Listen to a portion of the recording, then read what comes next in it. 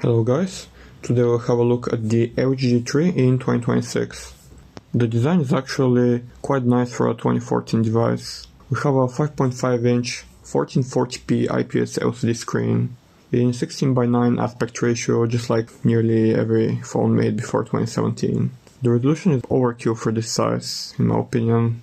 A 1080p screen would have been better for performance and battery life. It should be possible to reduce the resolution with root access and a program for that purpose. The bezels are not that thick, giving the phone a screen to body ratio of about 75%, which is better than the other flagships at the time. However, we have no physical navigation bar. The front camera is just 2 megapixels, not good for selfies but serviceable for stuff like video calling. On the back we have a 13 megapixel camera with laser autofocus and a flash. Below that we find the volume up and down buttons with the power button in the middle. There is a single mono speaker, which is nothing to write home about.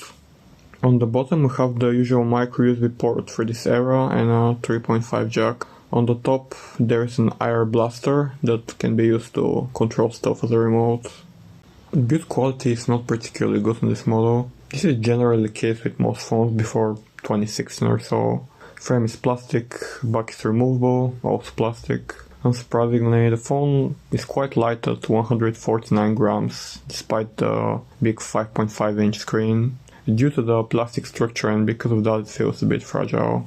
Keep in mind that it was one of the cheaper flagships at the time. However, the ergonomics are great, in fact better than most, if not all, modern phones because of the curved back. The phone fits very nicely in the hand, and if you place it on a table, the speaker doesn't get blocked.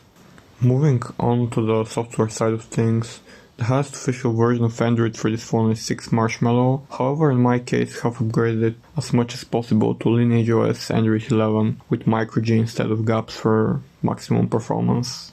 Speaking of performance, the processor we have here is Snapdragon 801 with 3GB of RAM and 32GB of eMMC storage in my unit. This is actually one of the best 32-bit processors for smartphones. The general performance for day-to-day tasks is not bad. I would even call it half decent. Web browsing is noticeably slower than on a modern phone, but it's serviceable. YouTube works surprisingly well for the most part and can do 1080p 60fps. It did randomly crash a few times while skipping through videos. Sadly, G3, just like most phones from that era, doesn't really have any heat dissipation solution. So nowadays, the processor thermal throttles a lot. Even with lighter usage such as web browsing, watching videos, texting, the processor will start throttling in a few minutes and lower the clock speeds, getting noticeably slower and more frustrating to use. TikTok is a perfect app to showcase this issue.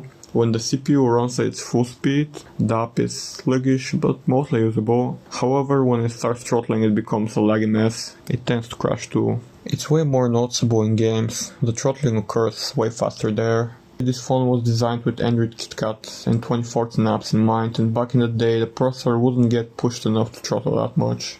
However, obviously in the past 12 years the apps have become way heavier as modern phones have way more raw power. In an attempt to improve the situation, disassemble the handset and add some thermal paste. The plastic mid-frame is not a perfect heat conductor, but it's better than nothing. This phone is very easy to disassemble and the whole process took me like 5 minutes. Unsurprisingly, the thermal paste alone is not enough to fix this problem. If you want to get some actual performance out of this phone, you would need to make a more advanced cooling mod with a vapor chamber or a heat pipe. Adding thermal paste slowed down the overheating just a bit. I also noticed that the battery temperature sensor reports higher values than it should. For example, like 50 degrees after playing Subway Surfers for 5 minutes, which is not accurate at all, as the processor is not dissipating any heat in the battery for it to heat up so much. I would feel it burning my hands too if that was true. The actual temperature was around 10 degrees lower. My battery appears to be original and the reported temperature while the phone is idling seems normal. So to me it seems like some sort of a design flaw. The battery sensor actually picks up heat from the motherboard and reports higher temperatures than it should, likely causing additional throttling. Battery life will depend on how degraded the battery in your unit is. In my case, it gets to around 3 to 4 hours of screen on time with Wi-Fi only usage and no SIM card. Even with a brand new battery, if you try using it as a daily driver with a SIM card and mobile data, my guess is that unless you're a pretty light user, you're gonna have to charge it like twice a day. The processor is 28nm, so it's not particularly power efficient. There's no any form of quick charge. It charges with 5 volts and 1.4 amps, which is about 7 watts. With this speed, the full charge takes about 2 hours. I don't have much to say about the camera. It has optical image stabilization, which is nice. Shutter speed is slow, which is normal for a phone of this age. Photo processing is very basic. There's no G-count support, so the CPU is 32-bit. It does the job, for taking pictures of things, nothing fancy at all. Any modern phone is gonna beat it. It can record 1080p video at 30 fps and also 4K at 30, but I think it's likely that recording a prolonged 4K video would cook the processor. At the end of the day, this is a 12-year-old phone, so I can't be too critical of it. The only major flaws are the lack of heat dissipation for the processor, which causes the thermal throttling issues in the MMC storage.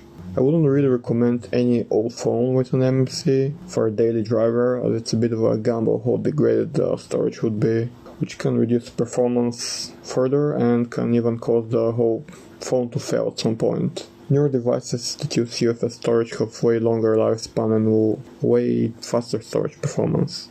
I can still recommend it if you need a very cheap secondary device that you can root, install custom ROMs and mess around with. If available, probably pick something else, for example a Sony Xperia Z2 or Z3 for a Snapdragon 801 device, as both of them have actual heat pipes in the midframe, which can sustain way better performance for the chipset. I hope you enjoyed the video. If you did, leave a like, comment and subscribe. See you in the next one. Bye.